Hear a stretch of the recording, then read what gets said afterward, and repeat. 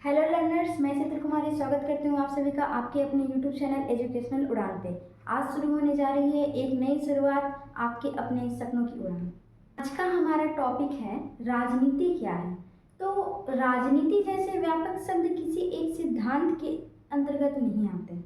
अलग अलग विद्वानों ने इसे अलग अलग तरह से परिभाषित किया है, पर इसकी कोई एक मानक परिभाषा तो नहीं है, क्योंकि राजनीति सदैव ही समय, जगह, स्थान और अलग अलग कालखंडों के कारण इसकी परिभाषाएं भी बदलती रही है।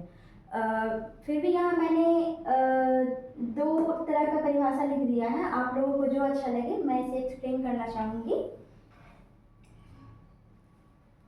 इसमें कहा रहा है कि राजनीति एक ऐसी प्रक्रिया है जिसके माध्यम से समाज या राज्य के संचालन, निर्णय निर्धारण, संसाधनों का वितरण और सत्ता में उपयोग से जुड़ी गतिविधियां की जाती हैं। इसके अंतर्गत नीतियां बनाना, कानून बनाना, सामाजिक समस्याओं का समाधान ढूंढना और जनता के हित में फैसले लेना शामिल होता है।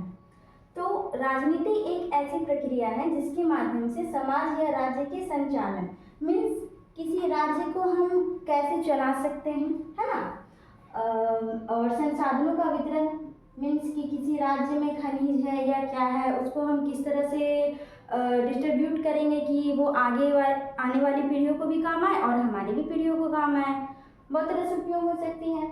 और सत्ता में उपयोग से जुड़ी गतिविधियां की जाती हैं। इसके अंतर्गत नीतियां बनाना, कानून बनाना, मीन्स नए नए नियम बनाना जो जनता के हित में हो, सामाजिक समस्याओं का समाधान ढूंढना और जनता के हित में फैसले लेना शामिल है।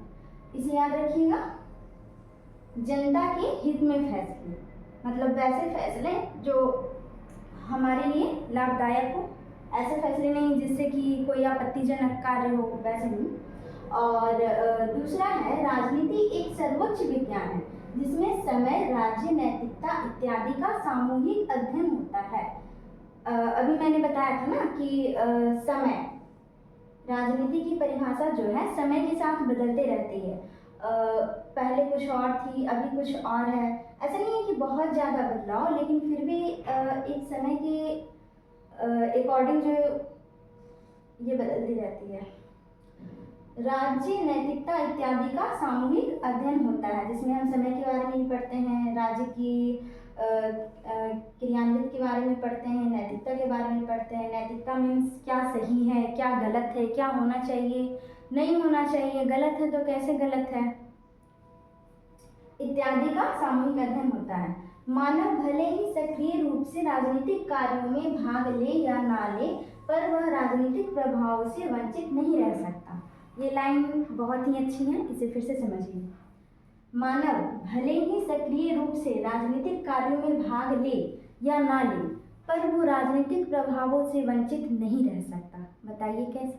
ऐसा इसलिए क्योंकि मानिए कि किसी क्षेत्र में चुनाव होता है, ठीक है, तो कोई व्यक्ति कहते हैं कि हम वोट नहीं देंगे, मुझे क्या फ़र्क पड़ता है ना, फ़र्क पड़ता है। वोटिंग हो गई, किसकी सरकार बनी, ये सत्ता में आ गई। अब सत्ता में आने वाली सरकार ने कुछ ऐसे नियम लाए, कुछ ऐसे प्रावधान लाए जिनसे कि सभी जनता को फ़ायदा हुआ या नुकसान हुआ।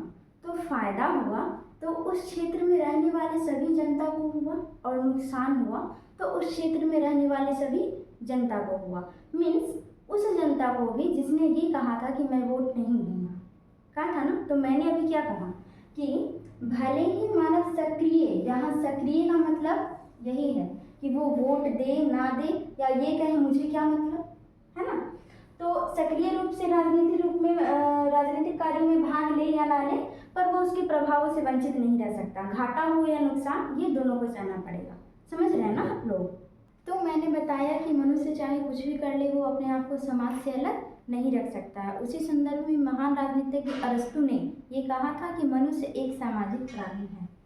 वो कुछ भी करता है कोई समाज में रह कर के ही करता है, ठीक है।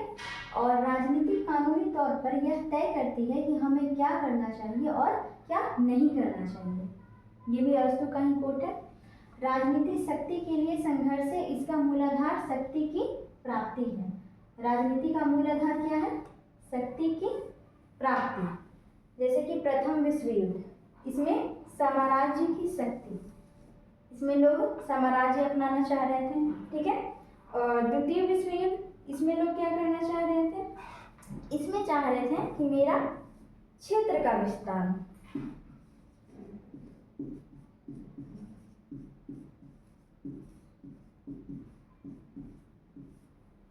और शीत युद्ध, शीत युद्ध, इसका नाम शीत युद्ध इसलिए रखा गया है क्योंकि इसमें किसी भी तरह का हथियार का प्रयोग नहीं किया गया था, इसमें वैचारिक शक्ति का युद्ध हो रहा था।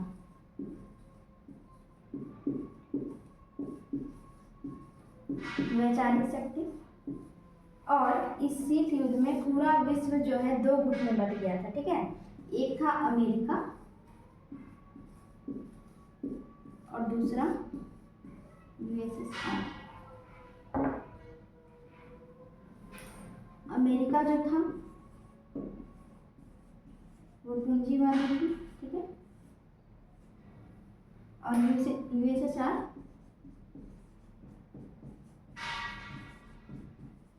साम्राज्यवादी और समाजवादी। पर इंटरेस्टिंग चीज़ ये है कि भारत इन दोनों के किसी के भी पक्ष में नहीं था। वो जो था वो गुट निरपेक्ष की नीति अपना रहा था। अन्य देशों पर जोर दिया गया कि आप हम दोनों के में से किसी एक के पास आ जाइए, पर भारत ने गुट निरपेक्ष की नीति अपनाई। भारत इसमें क्या कर रहा था, गुट निरपेक्षता, ये गुट निरपेक्षता का ये सिद्धांत कर रहा था। तो अब हम बात करेंगे पॉलिटिक्स शब्द की उत्पत्ति के बारे में, ठीक है। तो पॉलिटिक्स शब्द ग्रीक के पॉलिस से बना है। ये ग्रीक जो है ना, यूनान की एक भाषा है। जैसे कि हम भारत देश में रहते हैं, भारत में कई तरह की भाषाएं बोली जाती हैं, बोली जाती है ना। भारत विभिन्नताओं का एक देश है, फिर भी हम लोग एक साथ मिलजुल के रहते हैं। उसी तरह ग्रीक यूनान की एक भाषा थी। और यूनान जो है यूरोप का एक देश है, ठीक। और ये जो पॉलिस शब्द जो है इसका अर्थ होता है, अर्थ क्या होता है, नगर राज्य। एक और चीज़ आप लोग जान लीजिए कि राजनीति का जनक किसे कहा जाता है, तो अरस्तु को कहा जाता है।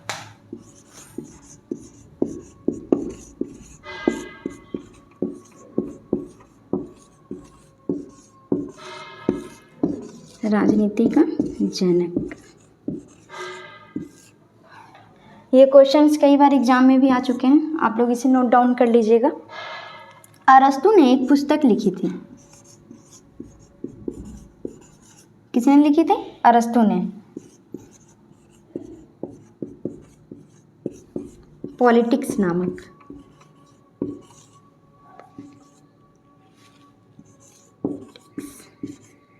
जिसमें उन्होंने क्या बताया था, राज्य की शासन प्रणाली।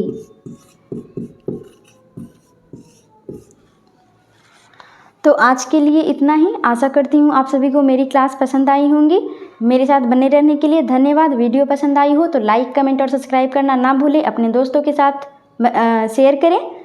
इसी तरह मिलेंगे अपने नेक्स्ट वीडियो में। तब तक के लिए पढ़ते रहिए और सीखते रहिए।